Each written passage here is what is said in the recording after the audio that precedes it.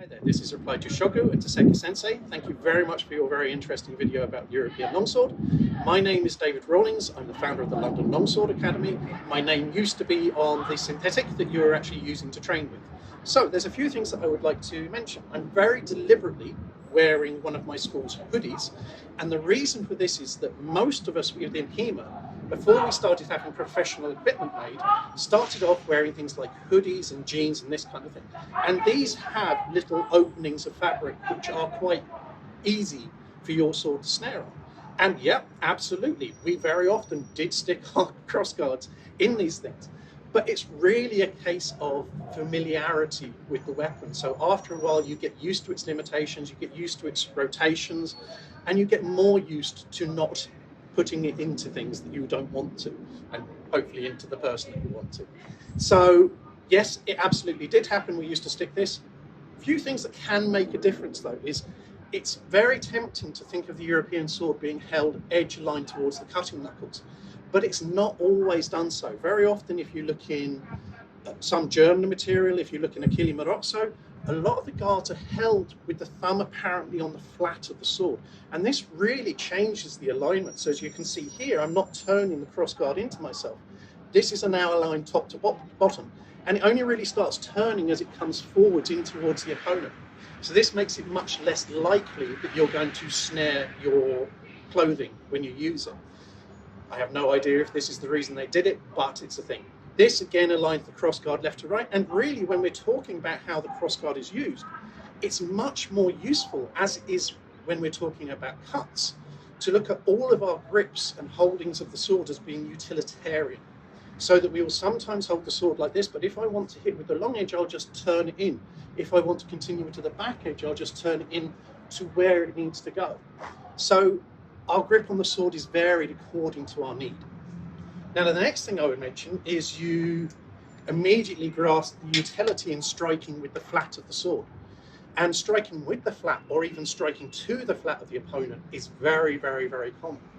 However, what I would say with the European longsword, and again, this is really, I would say, something that varies between authors rather than necessarily being you would do this with the European longsword. Different authors have different ways of handling the longsword. Is that really every single part of the blade is used to displace when it's appropriate. So in some cases, for example, you might hold the sword like so, and I might displace with what we call the long edge. I'm just going to wait for this blade to go past, helicopter. What we may do is we may hold the sword as we discussed, and we may use the long edge to throw, and then to hit with the back edge.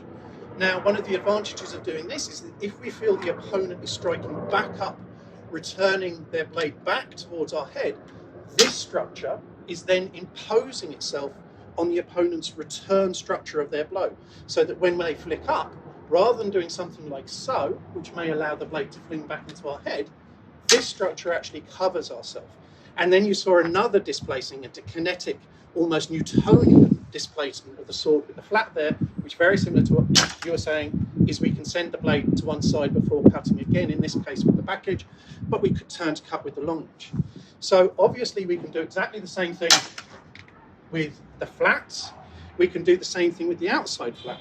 And I'll move this to where we're covering the head to show you a very, very similar aspect to that.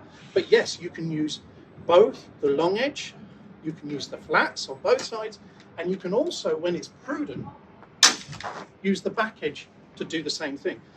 So there's really not so much worry about which part of the sword you're striking with, only which part of the sword is the most prudent for you to use at a specific time.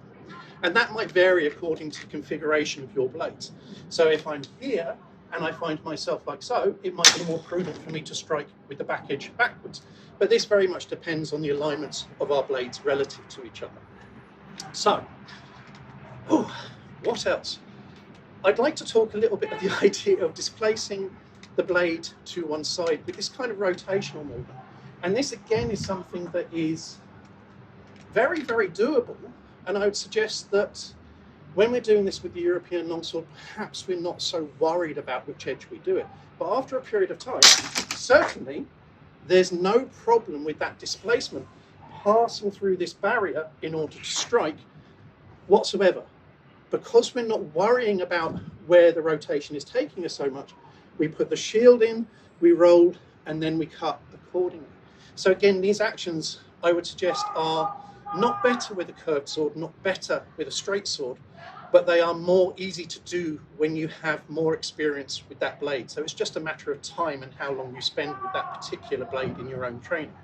Again, I feel that if you spent a little bit longer with a straight blade, you would be able to do it with just as much confidence and celerity as you are with the curved blade at the moment.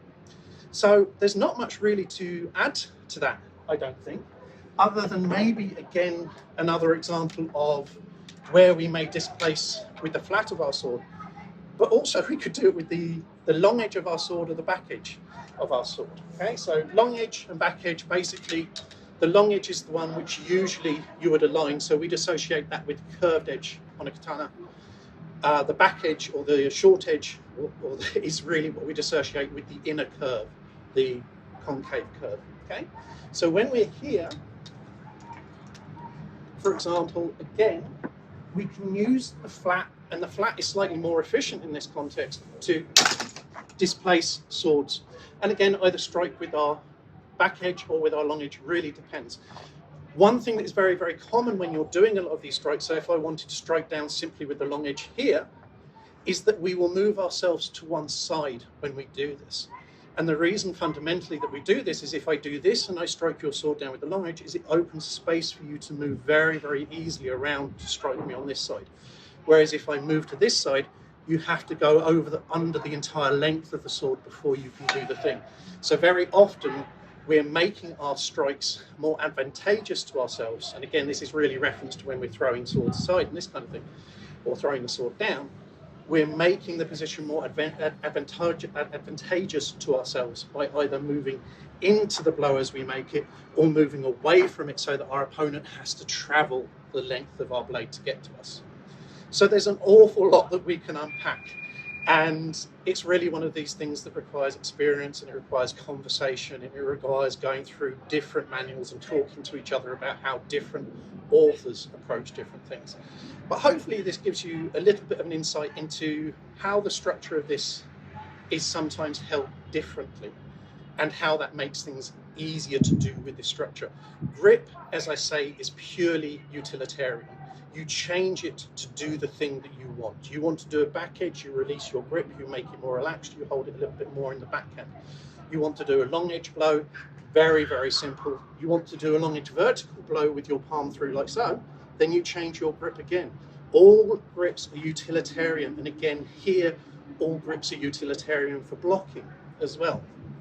It's been a real pleasure to talk with you. I apologise, but I'm beginning to stutter a little bit. It's quite cold outside, but a real pleasure to talk to you, and I hope you find this informative. Take care.